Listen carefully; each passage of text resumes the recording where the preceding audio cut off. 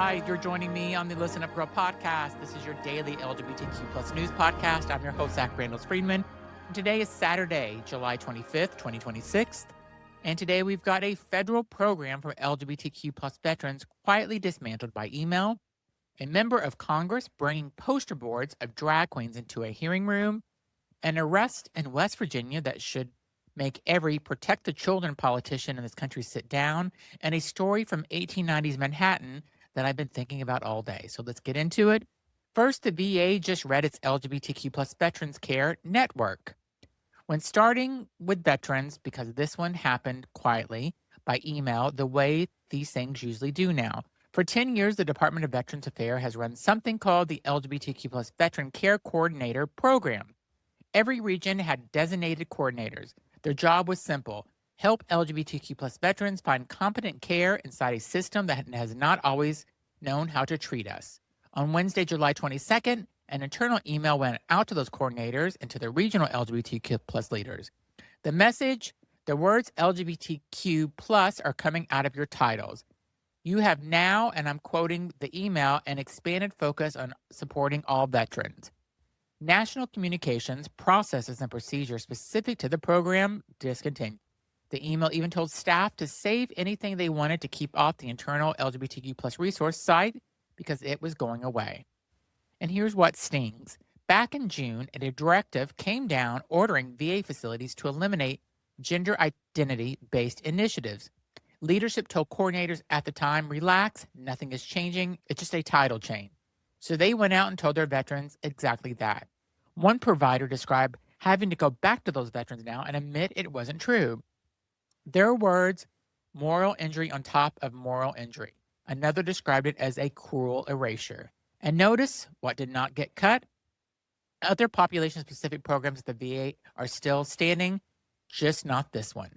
Congressman Mark Takano, the lead Democrat on the House Veterans Affairs Committee, responded yesterday. He said everything this administration has done since the orange convicted felon took power, pushing prioritization, gutting care, is directly harming the veterans the VA exists to serve. And he pledged to defend every veteran's access to culturally competent care, including LGBTQ plus veterans. These are people who served, and the government just deleted them from a spreadsheet.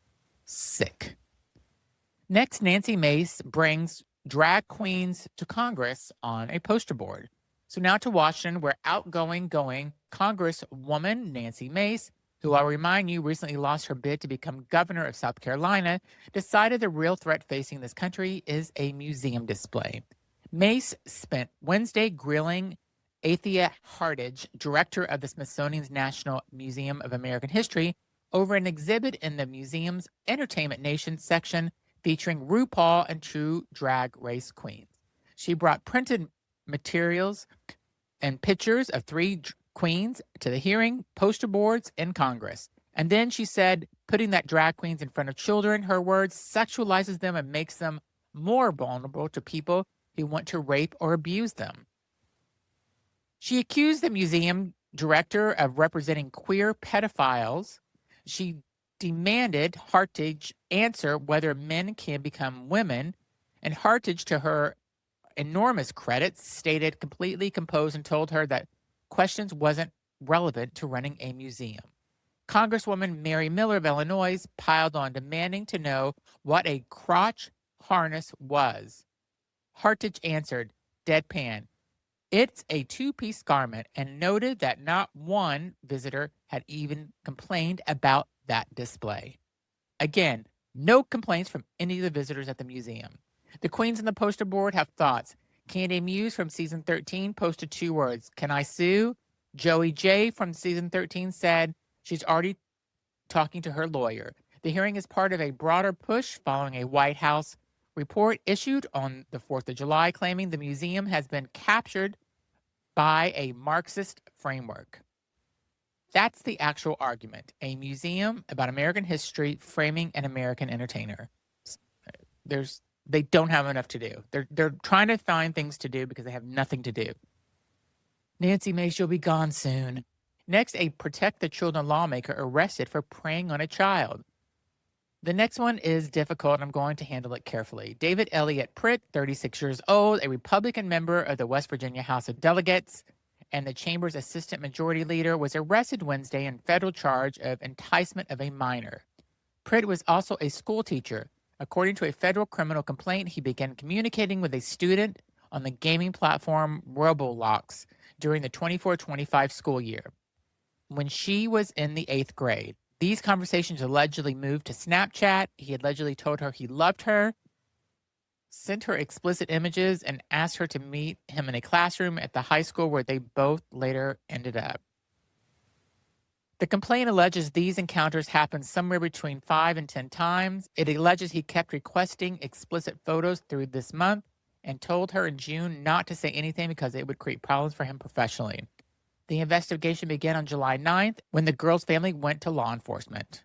He has not entered a plea and he is presumed innocent until proven otherwise. That's how this works, and it should.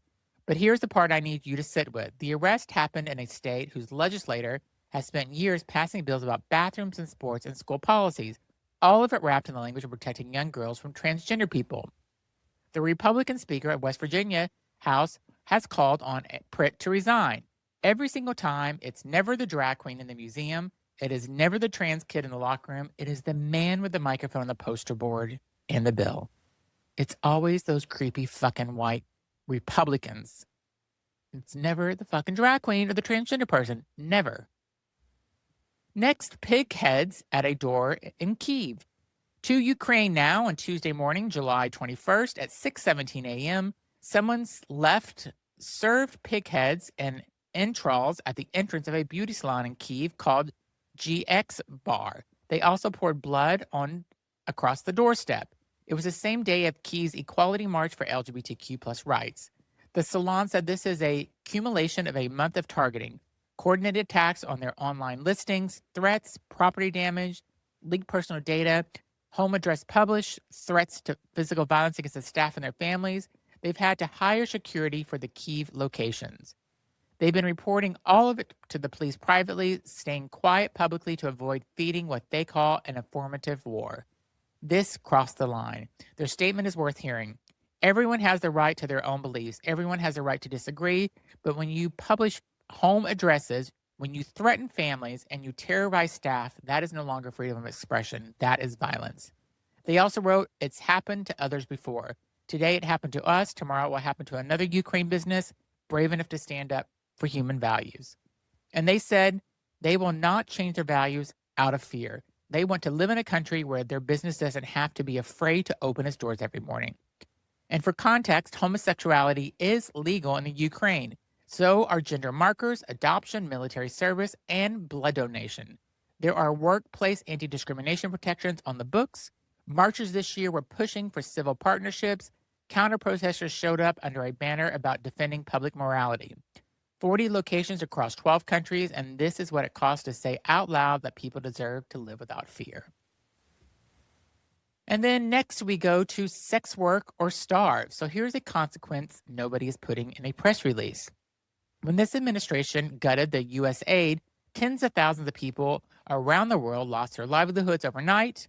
Local staff, program workers, healthcare workers, embedded in communities, and the U.S. had spent decades building relationships with. New reporting shows some of these former aid employees have turned to sex work to survive. One person described it in 6 words. It is quite literally sex work or starve. Think about what that means. These people are running HIV prevention programs, running clinics, doing outreach. And the collapse of that funding has pushed some of them into the exact circumstances these programs existed to reduce. That is not an unintended consequence. That's just a consequence. The math always going to work this way, and the people who signed it are always the ones that cut it and knew it would happen. And now a win. A Ninth Circuit says no. Now to something that went our way. An Oregon education specialist named Roderick Thesis lost his appeal this week. Thesis was a licensed clinical social worker serving as an education specialist, and starting in 2024, he displayed anti-transgender children's books in his office, 2 titles pushing the idea that gender is fixed and unchangeable. plus a book about a well-known anti-trans provocateur. The complaint came in. The district determined that the displaying those books in an office where he met one-on-one with middle schoolers violated its Every Student Belongs policy, a policy adopted under Oregon law prohibiting discrimination in public education. They told him to stop. He sued, backed by a national anti-LGBTQ plus legal organization, claiming the First Amendment protected him. A district judge split the difference. He could display the books, but only when students weren't present. Then a new investigation found students had accessed the books anyway, and he discussed their contents with them, violating both the district policy and the court's order.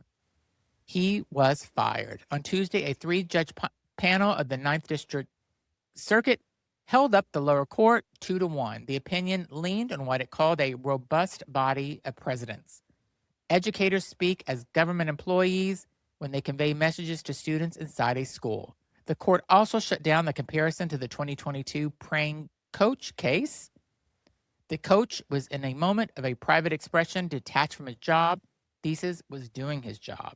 His lawyers say they are evaluating next steps, but right now the ruling stands. And our next story that I want to end with is the room above the brothel. So I want to end somewhere else entirely, somewhere else older. In the 1890s, in Manhattan, a group of people started meeting in a room called a brothel. They call themselves the Cercle Hermaphroditos. It is the earliest known transgender advocacy group in this country, not a social club, an advocacy group. In the 1890s, they met in secret because they had to, and they organized around the idea that was, at the time, almost unthinkable, that they were not sick, not criminal, not alone, that they had the right to defend themselves against a world determined to erase them. More than 130 years later, we are watching a federal agency delete the letters LGBTQ plus from job titles. We are watching a congresswoman hold up pictures of drag queens like evidence. And I find something enormously steadying in knowing that people were already doing this work in 1890 in a rented room with no protections, no laws, no allies, and no guarantee anyone would ever know their names. They did it anyway. And here we are, still here, still talking about them. That's the whole thing, isn't it? Somebody's always got to go first. We salute them for even doing this back then. How brave are they? So that's the show for Saturday, July 25th. If today's episode gave you something worth caring, do me a favor, follow or subscribe wherever you're listening.